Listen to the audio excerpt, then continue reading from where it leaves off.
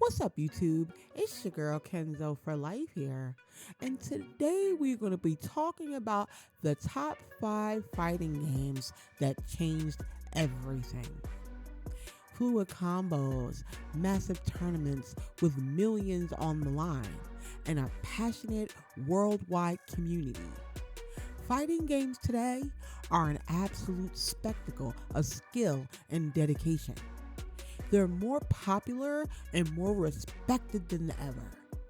But it wasn't always this way. How did we get from simple, pixelated curiosities to this global phenomenon? Before the fame and glory, the genre was mostly an arcade distraction. A button mashing contest with all the depth of a puddle. So, what changed? Well, it wasn't some slow, gradual evolution. It was a series of full-blown revolutions. These are the 5 fighting games that built the mechanics, the community, and the very soul of the genre we know and love today. Our journey starts at the very beginning, but at the beginning of the fighting game genre as we actually understand it. In 1991, one game didn't just raise the bar, it built the entire stadium.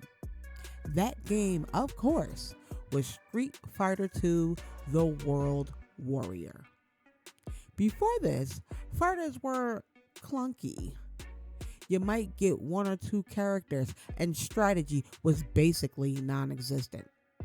Capcom changed all that with a simple revolutionary idea: choice.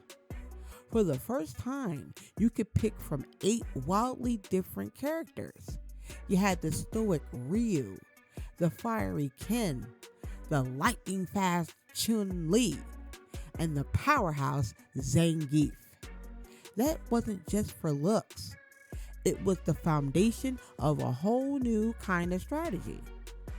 The real magic, though, was in the controls. Street Fighter II gave us the 6-button layout and command-based special moves that became the genre's bread and butter.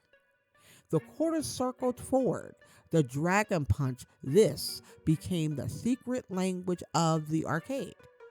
It turned the game from a reaction test into a test of pure execution. And then there was the bug that became a feature: the combo system. A programmer found that some attacks could be linked together, leaving the opponent no time to block. They figured it would be too hard for players to actually do consistently, so they just left it in. That happy accident became the cornerstone of fighting game depth for the first 30 years. The impact was insane. Street Fighter II single-handedly revitalized arcades, with players lining up for a shot at glory. It wasn't about high scores anymore. It was about head-to-head competition. This was the birth of the fighting game community, the FGC. Local rivalries, tournaments, a whole culture, it all started here. Every single fighting game that followed owes its DNA to Street Fighter II. It's not just influential, it's the template. While Street Fighter II was king of the arcade, a new challenger appeared, and it was darker, grittier, and played by its own twisted rules. In 1992, Midway unleashed Mortal Kombat, and its shockwaves were felt way beyond just gaming.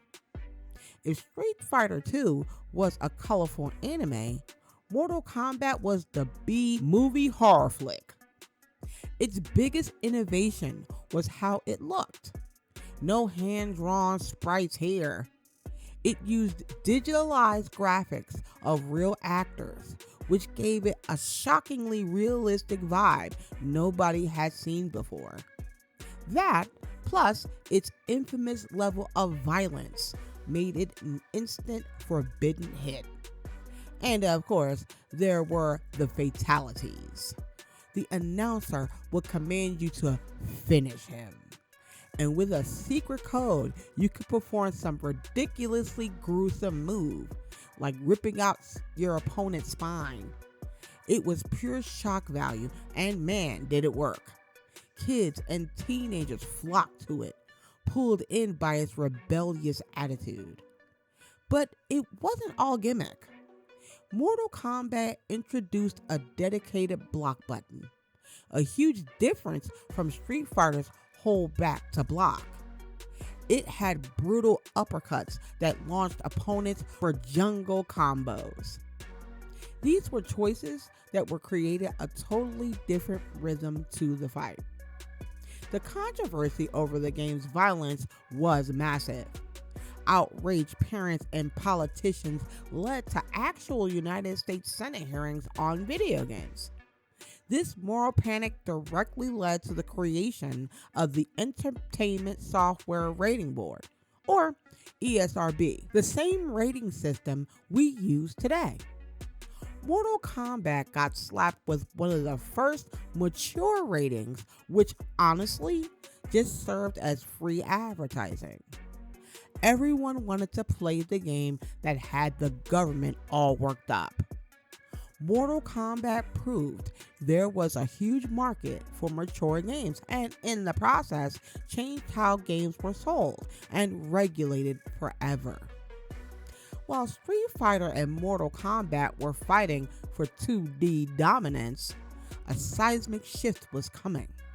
The future wasn't flat, it had depth. In 1993, Sega and the legendary designer Yu Suzuki released Virtua Fighter, the first truly influential 3D fighting game. It's hard to overstate how revolutionary this looked. Characters weren't flat sprites anymore. They were fully 3D polygons. They moved and fought in a 3D space, which absolutely captivated players and developers. The game was so visually groundbreaking, it even inspired Sony to focus on 3D capabilities for their upcoming PlayStation console. But Virtua Fighter's revolution was more than just looks. It had a totally different design philosophy. While its rivals were all about fireballs and fantasy, Virtua Fighter was grounded in realistic martial arts. Characters used authentic fighting styles, and the game's physics gave every punch and kick a real sense of weight. The gameplay was controlled with just 3 buttons: punch, kick, and guard. But don't let the simplicity fool you. This system had a universe of complexity. It was all about timing, spacing, and precision. It's also introduced ringouts, where you could win by yeeting your opponent right off the stage. Virtua Fighter became the genesis for every 3D fighter that followed.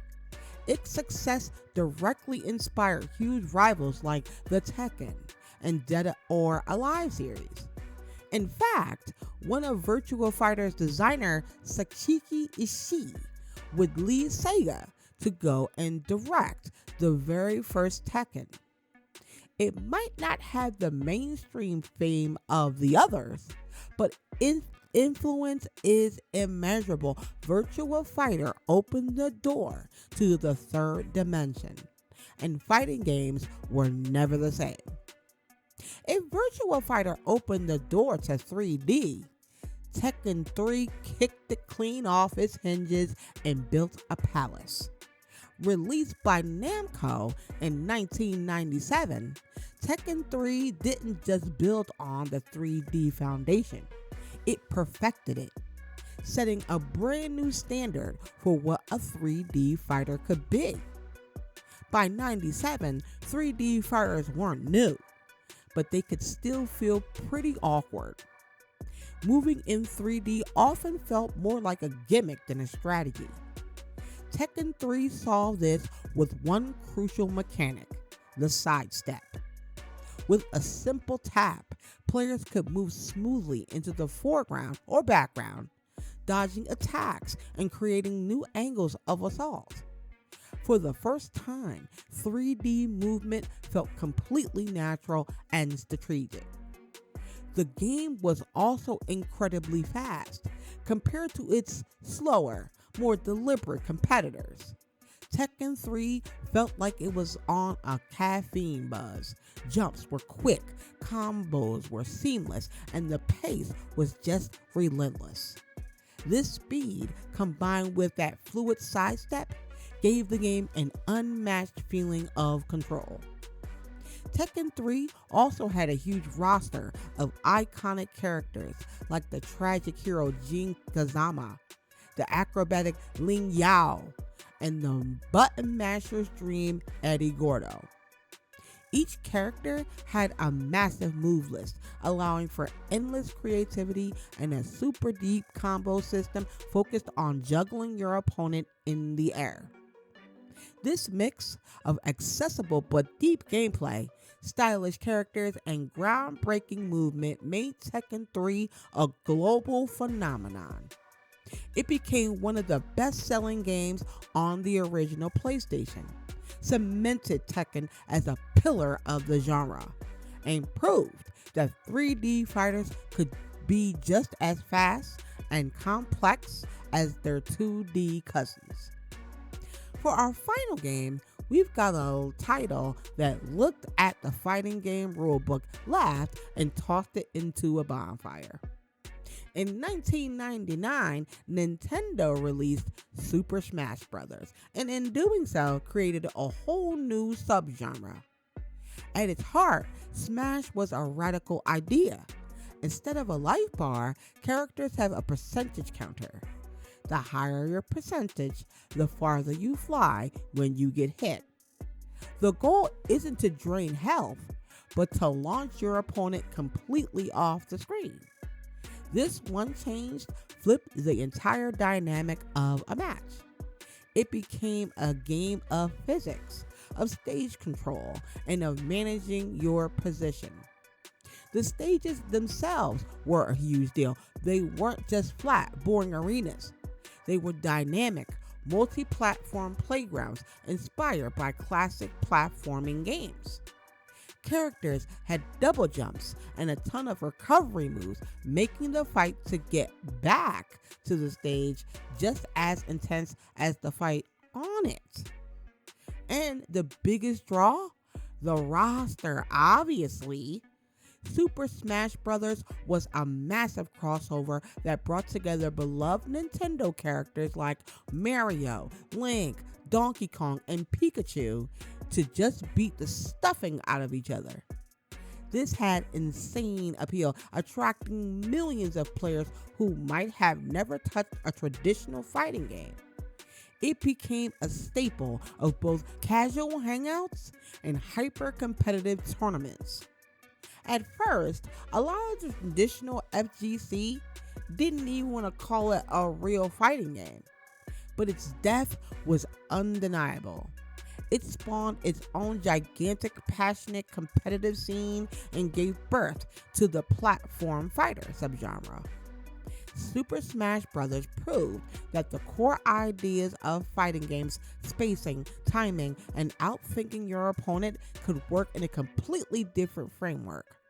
It broke all the rules and expanded the very definition of what a fighting game could be. From the foundational blueprint of Street Fighter II to the genre-bending chaos of Super Smash Bros., these 5 games aren't just milestones, they're the pillars holding up the entire modern fighting game genre. One created the rules. One broke society's rules. One broke the dimensional plane. One perfected movement inside it, and one just threw the whole rule book out. Each one introduced a revolutionary idea that was copied, tweaked, and absorbed into the DNA of fighting games. They sparked rivalries, built communities, and laid the groundwork for the global spectacle we enjoy today. The next time you pull off a sick combo, remember these giants. But hey, what do you think? Did we miss a game that you actually think changed everything? Let us know in the comments below. We actually read them. And if you enjoyed this little trip through history, do us a solid. Hit that like button and subscribe for more. Thanks for watching. And until next time, you guys, stay frosty.